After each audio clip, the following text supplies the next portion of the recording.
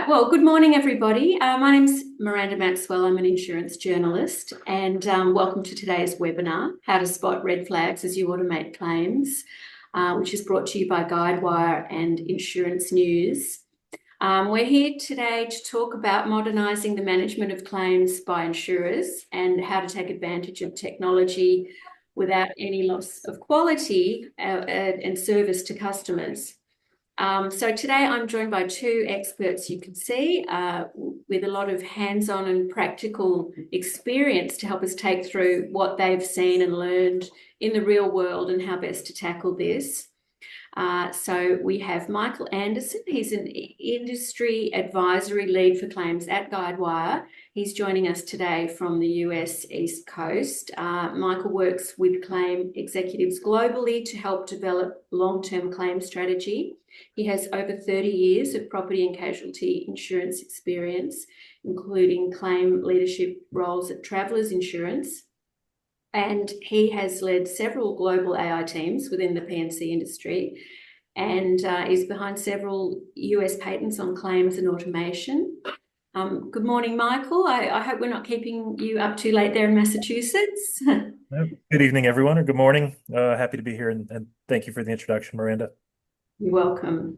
We also have Adrian Lewis, who is Guidewire's ANZ Business Consulting Director. He's based in Sydney. Adrian has over 20 years expertise in driving business transformation within the general and personal injury insurance sectors. He's worked across Australia, Asia, and Europe. Good morning, Adrian. Good morning, Miranda. Good morning, Michael. And I'm glad to be here. Great, thank you. Thank you. Well, just a little bit of housekeeping before we kick off. For everyone listening, you'll find there is a Q&A section towards the bottom of your Zoom window. So we encourage you to just type your questions in as you think of them, and we'll tackle those at the end, time permitting. All right, let's get to the subject of claims automation. I think it's fair to say automation is moving fast in claims, but outcomes maybe aren't always matching expectations. Michael, can you tell us a little bit about where the industry is today in this automation journey? Are we early, mid-transition, mature in pockets? And what's driving the biggest acceleration right now? Sure. In my role at Guidewire, I have the privilege of meeting with insurance companies just about every day. And I think what's fascinating to me is the commonalities in overarching strategy that I see within claim organizations, whether I'm in Sydney, whether I'm in Tokyo, London, Paris, or New York. There's a tremendous amount of commonality. And I think regardless of who I meet and regardless of which market they're in, claim automation is right up there as number one or number two, right? How they're going to use AI is often interchangeable with number one or number two, depending on the organization. So automation is a priority. From what I see across the landscape is, not surprisingly, a wide range of capabilities. There are some organizations for whom I meet with, and they are automating over 50% of their total claim volume. And that's inclusive of the simple claims and even the more complex claims. So when I say automation, I'm talking straight through processing, a human not touching the claim. For those claims for which they're not straight through processing, they've taken automation and embedded that in the manual workflows to automate as many of the former manual workflows as possible. So even though they're not fully automated, they're highly automated, much more so than other organizations. They're kind of the extreme. And I think geographically, most of those organizations are in the Nordics. That's just the way business and claims are processed there. They're digital first organizations, and they have spent years harnessing their craft of automated claims. And then you have just about everywhere else where it still remains a priority.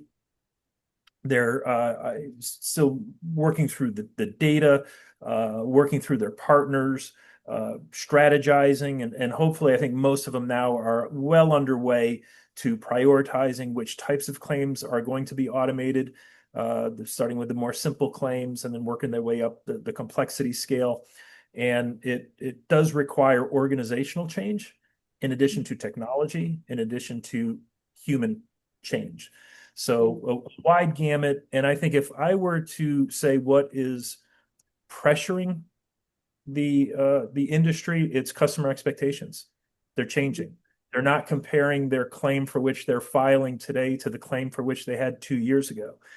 They're comparing their experience with their insurance company to every other digital facet in their day-to-day lives and measuring their insurance company up to that standard. So where do you fall along that bell curve?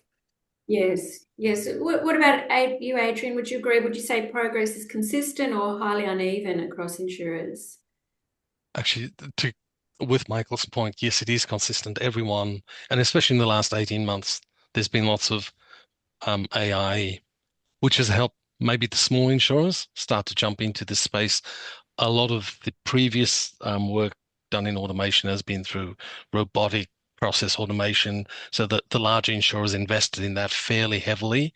Now it's more democratized, and as Michael said, you're finding the lumpiness, if you like, or the unevenness around some look for straight through processing, so no touch, low touch. Others look for admin uplift, and we've seen that in the personal injury space, workers' comp. They're looking at ingestion. They're looking at how we get better at being able to shift things faster, summarize lumps of information. Those are the types of admin automation pieces they're looking to support. So it is in that uneven stage, but the consistency is that everyone's trying to do it. Yeah. Okay. Well, Michael, in your experience, where do insurers most often misjudge what automation can deliver? Is it the speed or the cost savings or the customer experience or maybe all three? I don't know if there's an area where insurance companies misjudge. I think automation delivers on all three if you do it properly, right? You're going to deliver a better customer experience. I think many organizations would agree sometimes the less they talk to the representatives of the insurance company, the better the net promoter score is if you're able to do your digital and automation strategy correctly. And you can't just do it for the sake of automation. You want to ensure that you've got controls around your indemnity spend, so you're still paying what's accurate and what's fair. And if you do that collectively, you're inherently going to reduce your loss adjustment expense. So I think focusing on those three variables is critical, and if done correctly, you're going to hit the trifecta and influence all three. I think what organizations tend to misjudge is just the complexity of it. It's not easy, and moreover, it should represent for those customers that I see having high degrees of success. It's not a project. It's not a task. It's organizational change. It's a change in their fundamental operating model to be a digital first claim organization. And they're going to pursue it as a fundamental new way of doing business. And I think when you approach it that way, you're going to be much more successful. Yeah. Did you want to comment on that, Adrian? No, totally agree. Yeah. Michael's outlined that really, really succinctly. Yeah. Yeah. I think, Michael, you've talked about some of your clients maybe trying to go from 0 to, I don't know, 60% automation or more very quickly, and that sort of threatening to derail programs. I mean, can you flesh that out a little bit? Talk about maybe what products are best suited to automation, what claims are not, ideal for it yet. Sure. But I'll maybe back up a little bit. I could say the journey for companies that have achieved high degrees of automation, let's just say 50% or higher, they started their journeys years ago, right? It wasn't something they started 12 months ago or 18 months ago or 24 months ago. And arguably that even predates digitalization becoming a priority. Most of those companies, they had growth forecasts that were significant. And to accommodate that growth, they had to come up with new ways of doing business, and they had to automate because they weren't granted more FTEs or more headcount. So they had to figure it out, and they had to be innovative and creative. And they spent the first couple of years of their 6-year journey just focusing on the data, because if you don't have good data, you're not going to have automation, period. So I think that's really important to get it right. I have seen some organizations and their mantra is we're going to go from 5% straight through processing or varying low degrees of automation, and we're going to set the world on fire and we're going to get up to 60%. And then usually the first question I have for those organizations is, well, what operating changes are you going to make to get there? Because if you're only getting 10 or 15 or 20% digital lodgement today, and your expectation is to get 60% straight through process being the extreme, those two numbers don't reconcile with each other. So what operational changes are you willing to make as an organization to drive greater automation on the front end? Are you going to make lodging a claim through the traditional path of a human more difficult? And that's what organizations have done. It is they're emphasizing those that have reached those high numbers. They have emphasized digital loss reporting at every opportunity. If you're on hold and you're waiting to hear from an adjuster or from someone taking that initial lodgement, there's going to be a recording, and they're going to try to push you to press 1 and get a message sent to your cell phone to begin that process digitally. When you get to a human, they're going to try to get you to file it digitally. So that's a real change that most organizations aren't willing to take, but is, I think, necessary to get to those numbers. So there's a lot to it. And I think the organizations that kind of start with that, we're going to do 60% in 18 months, that's a lofty ambition that I haven't seen achieved. All right. Yes. So, we promised to list some of the red flags for insurers attempting to do this. Maybe Adrian, you could talk about some of the warning signs that a claims automation program is maybe going off track and what to look out for. Yeah, thanks, Miranda. In April 2026, APRA actually, for our market, provided a really good outline, right? So if anyone hasn't looked at what APRA has said, they've outlined very succinctly some core pillars. Simply what I'm seeing in the market and talking to some of my claims market colleagues, right? The main thing is if you cannot easily, quickly, and consistently explain decisions made through automation, and you can't reproduce that easily across your organization, then that's your first red flag, is that if you're making decisions that you can't explain, you're going to be in a world of pain. So a decision-making framework, if you don't have one, you need to think about implementing that in a way that is consistent. Then you look through some of the core pillars. So APRA outlines this really nicely. They talk about continuous validation and sample testing. If you don't have those programs in place, you're using AI or you're using automation. The framework is couched in AI. So some people will say, hey, yeah, that's the AI framework. No, it is actually a great discipline for automation. And we see when the APRA framework came out, that applied equally to any of the automation, as Michael was talking about, digitization, all of those things. This applies to that. So I would say going back through that framework that's readily available is a good starting place, because you would pick up some red flags fairly quickly. But the first one is, can I explain this thing? And can it be explained by anyone in my organization? Can it be backed up if I have to front up in a complaints or dispute? And those are some great points, Adrian. If I could just maybe add a few more that I come across is, while many organizations are and rightly so focused on the perfect claim going through the digital process and going through the automation, they don't spend sufficient time on defining what's the exception process going to look like, right? When something gets kicked out and needs manual review, and maybe that can go down a manual path, or maybe it should be reintroduced into the automated path. What does that process look like, and what does the technology look like behind the scenes to make that as efficient as possible?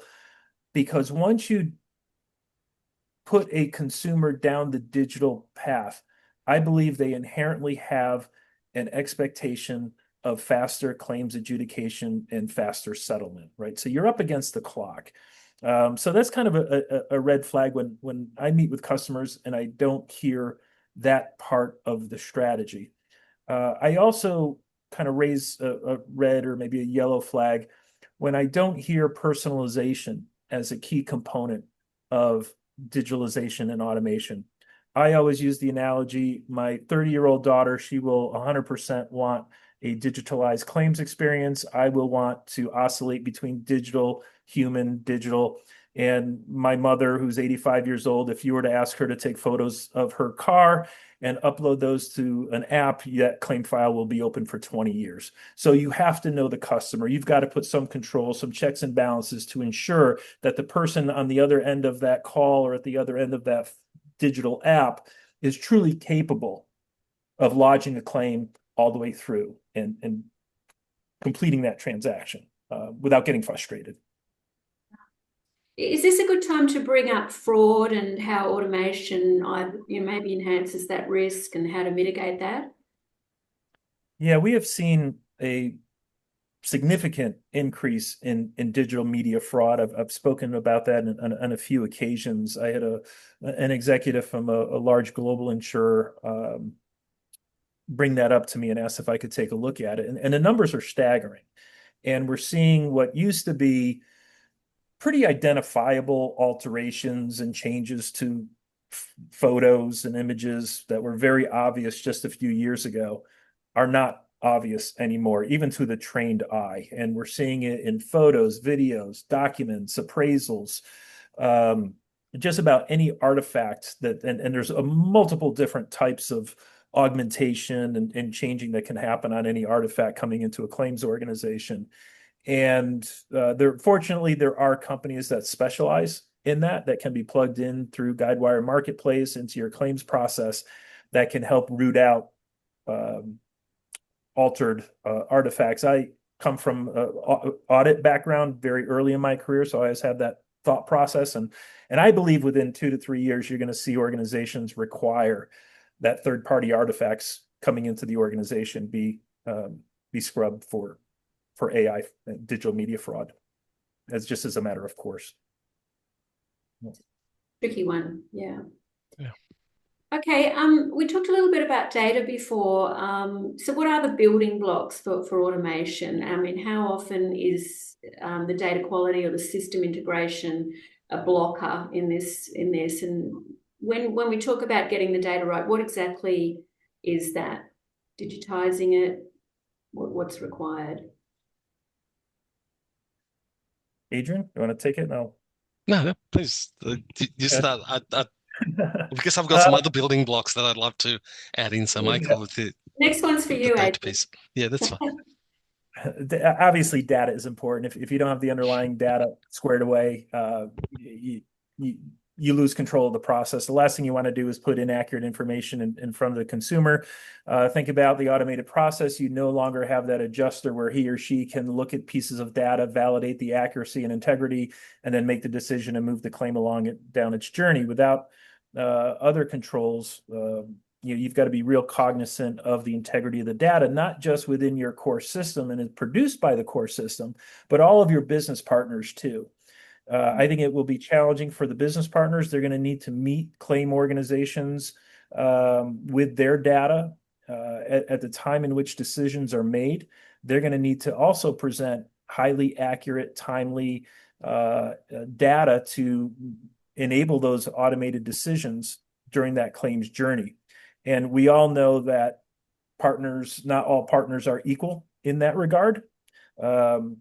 But it's important as you go through that journey to vet out those capabilities, not just of your own organization, of your own systems, but of your critical partners as well. I was going to say, add to that, the frustration. Just this week, someone expressed that with all the data issues, the frustration is that I have to wait for years to get my data fixed before I can automate. And that's some of the discussion that has to happen inside insurance companies. How long do you wait? How do you manage that? There are all challenges with different systems. And as Michael said, we've got partners coming into the process, brokers, we've got clients adding stuff in. So making sure that data itself is really well understood and well captured and structured for automation or for AI, is a challenge. It's not an easy thing. So, and that's why, Michael, I think as people have started their digitization journey, data plays such a massive part of underpinning that and making sure that that works through so that they can achieve the outcomes at the end. Right. And I think, Adrian, even if your data is good, there's opportunity. One organization that is arguably, I think, the best I've observed in terms of their automation, they, in their traditional claims process for auto physical damage, had leakage around 4%, right? And as they introduced automation, they recognized that if they were to build their AI models over indemnity accuracy controls, that if they were to use that data set, that those models would inherently have about a 4% leakage as well, because it's reflective of the underlying data. And they went through a very painful exercise of scrubbing tens of thousands of collision estimates. They wanted to know, were those estimates as good as they can be? And they recreated the gold standard for their AI model. And what did that do? When they applied their models against the refined data set, manually reviewed by skilled appraisers over the better course of months, if not almost a year, their models now had leakage of 2%. So not only is their automation delivering the improvement on loss adjustment expense, the improvement on net promoter score, their leakage or their quality of the claim file is better in their automated program than it is in their manual claims adjudication, which is super impressive. That's a fascinating example. Yeah, worth the hard work. Yeah. Getting that right. Well, let's talk about the claims teams and how automation will affect roles. I mean, how is the claims adjuster role changing in these automated environments? I So, think that, yeah, go Michael. ahead. Yeah, no, please. It's very specific to organizational culture. We talk about red flags. This is one of them too. I think organizations should, as part of their planning, enable pathways for their claim staff, enable them to be part of the journey. And I think most organizations that I see yielding the most success are led by business people. And the transformation teams are led by the business and, of course, in close partnership with their IT partners. But that ensures when you take that approach, that what you get on the other side is something that should work for the business. And I think organizations that communicate effectively with the organization, such that your claim handlers aren't worried about automation. In fact, they embrace automation. They're going to learn new skills. They're going to upskill themselves. There's going to be new pathways for them to learn more capabilities and be more marketable out there. I think those are the organizations that I see being successful as well. Yeah, I'd agree with that. I think the role of the case manager, the case adjuster, the claims adjusters actually have a much more, especially for people that are experienced, they help with reviewing the models. One insurer is actually flipping the script, because we all talk about our, human in the loop, human in the loop. They go, no, actually, human is the thing. AI in the loop or automation in the loop, right? So they're going, we will use automation or AI where we need to, but the human is still our biggest asset, right? And now what they are finding is that they can use the experienced claims adjusters to do what they need to do. They can actually use the AI and the automation for scaling, right? But still route those key decisions to the thing. So they flip the where a lot of the tech companies talk about human in the loop, which means you're kind of at the tail end of stuff and you're a safety valve. Some of our insurers are flipping the script and going, yeah, AI automation, that's what we do, but we do not compromise on where our humans play. I like So that. there's a role, and I think we're starting to see, as we go forward, There's more stability in some organizations. Those people who have longer tenures, as Michael said, there's more capabilities. The tech is fun, it's a great enabler, but it does help you do your job. So I think we'll see a different side of how a career in claims adjusting, in claims management unfolds as we go forward.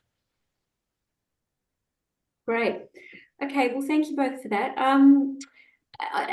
Well, yeah, let's just maybe flesh that out a tiny bit more. So maybe Adrian, why would you never fully automate the human away?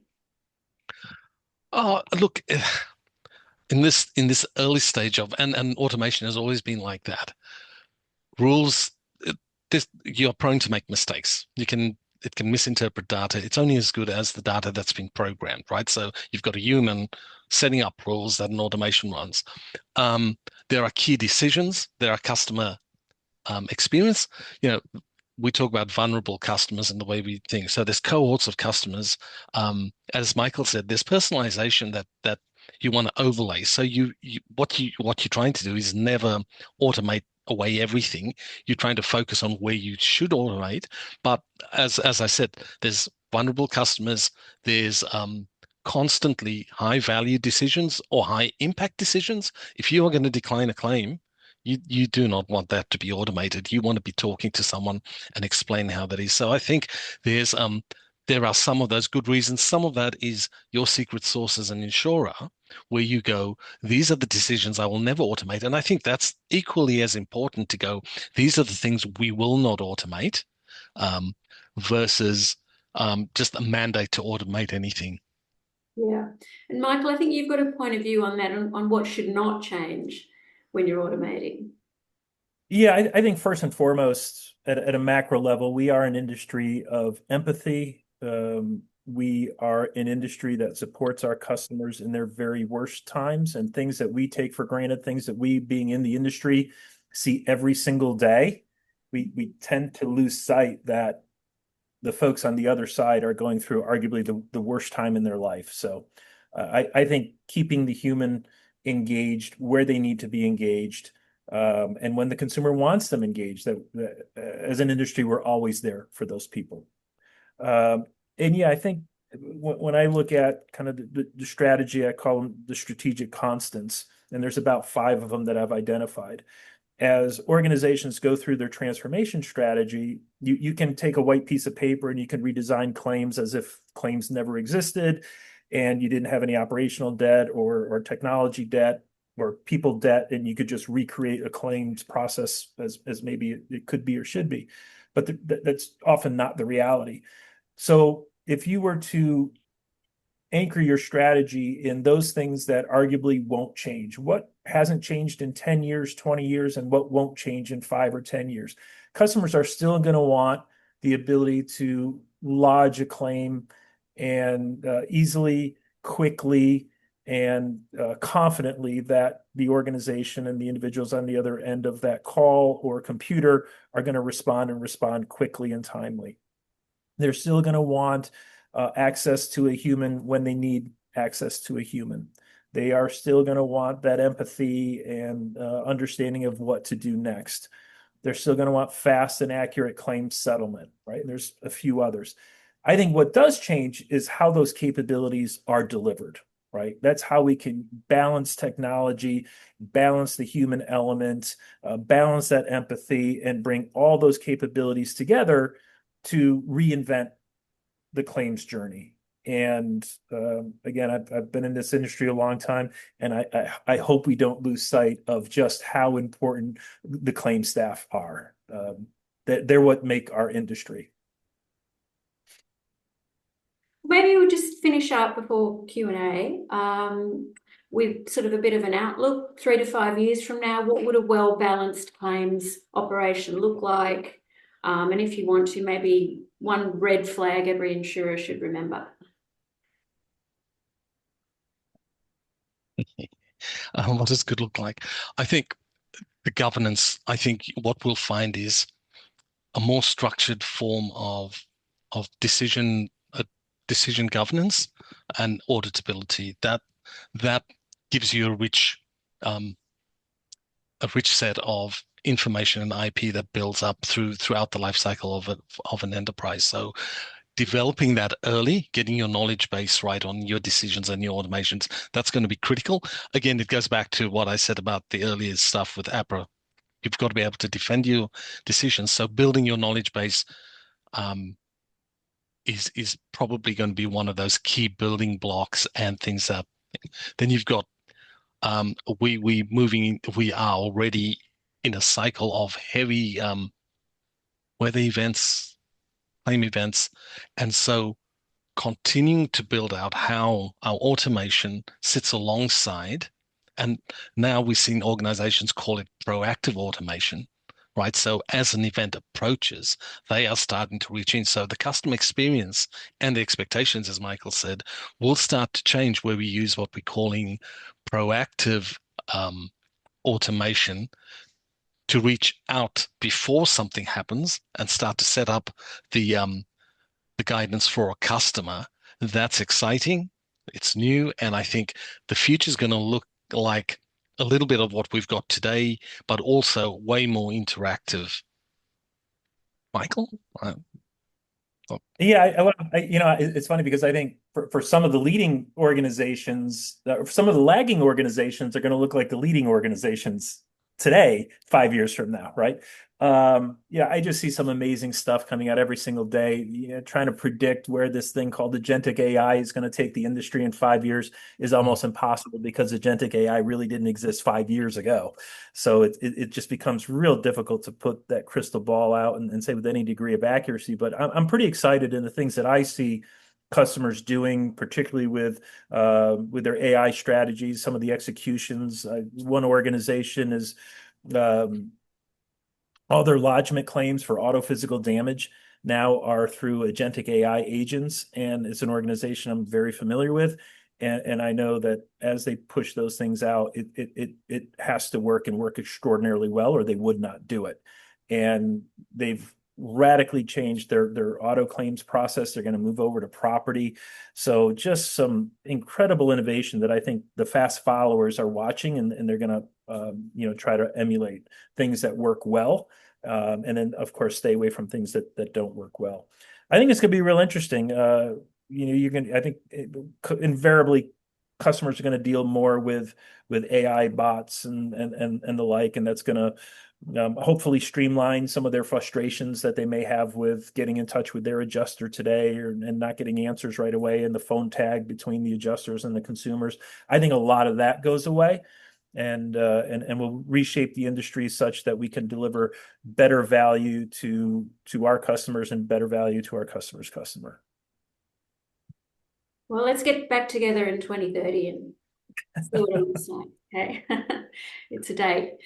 Okay, well, we've got some great questions from the audience here. I'll kick off with this one. Michael, what are the name of some of those organisations that can plug into Guidewire to help assess digital media fraud? Are you happy to gosh. It's a bit of Sure, I can give a few. So there's kind of two categories of partners, right? There's what I call your enterprise fraud platforms, right? And we've got Shift, we've got Frisk, PwC. They've all have tremendous products that are kind of enterprise wide that go beyond the digital media fraud. They've got their network analysis. They're really good at that, and multiple types of fraud. And then there's some that focus just on digital media fraud. That's all they do. Organizations, PhotoCert is one of them that comes to mind. I think we have 3 or 4 in our marketplace today, and their specialty is digital media fraud. So, they've got some capabilities that maybe the enterprise solutions don't have. Because it's their niche, but I think it's a decision that insurers need to make. Do I want another partner? Is it big enough of a problem for me to bring on a partner just for that?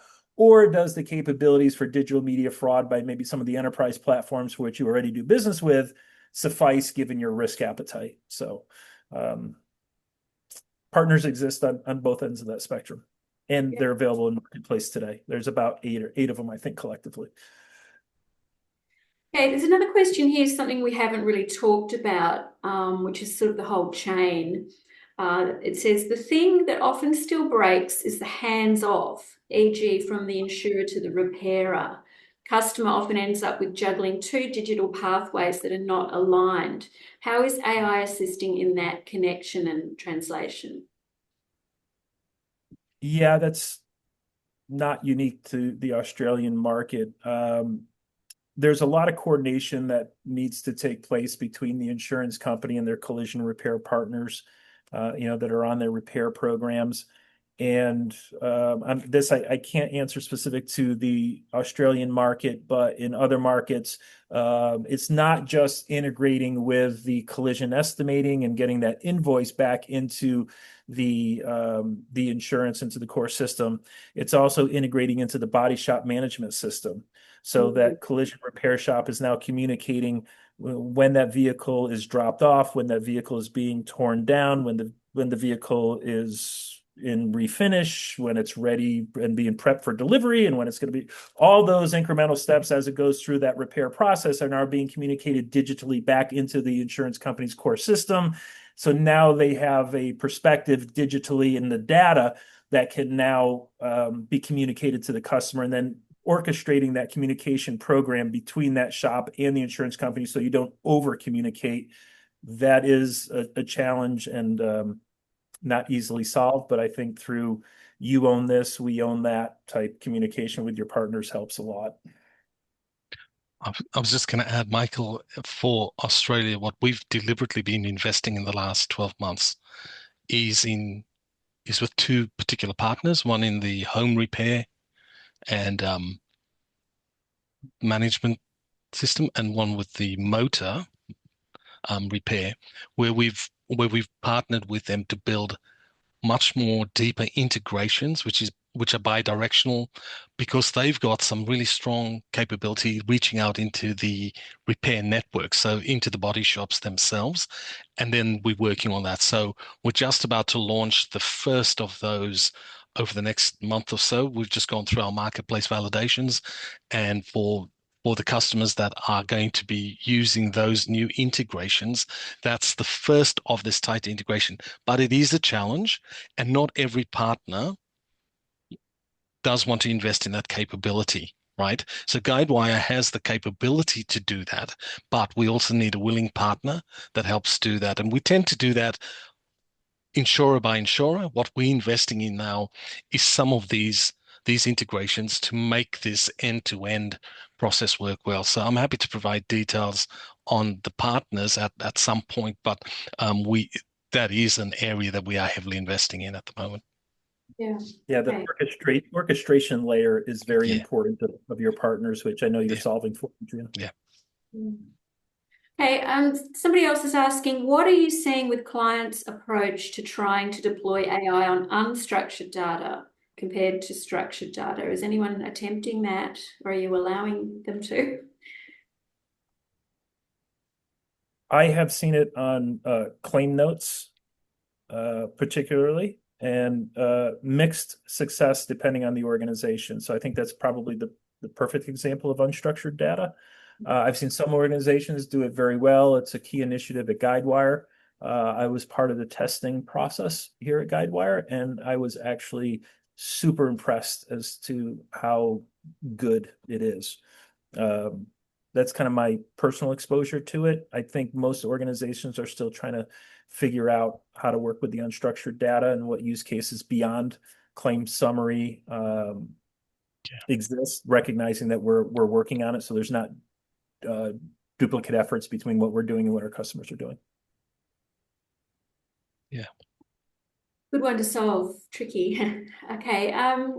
And in your experience, how are the skills or role of adjuster changing in the new AI world? I mean, we talked a little bit about that earlier, but are there different skills that you might want to develop if you're in that field? There was an interesting study. I was talking to one of our executives recently. I think it was done in Europe, and there was surveys done to the claims organization, and some demographics of the folks being surveyed were interesting.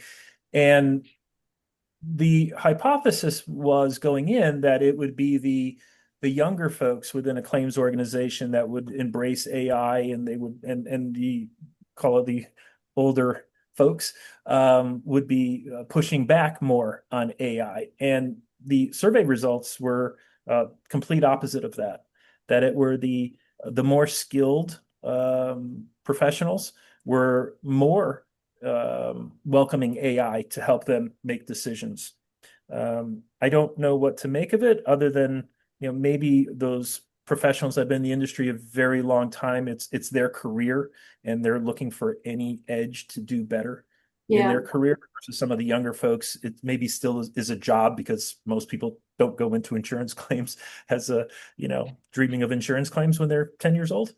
I don't know the underlying reason behind it. I just found it interesting.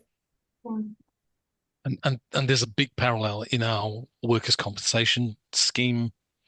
So the feedback I get from some of our things across Victoria, New South Wales, particularly because I work with those two regulators, it's very much, as Michael said, the longer tenured workers tend to embrace it.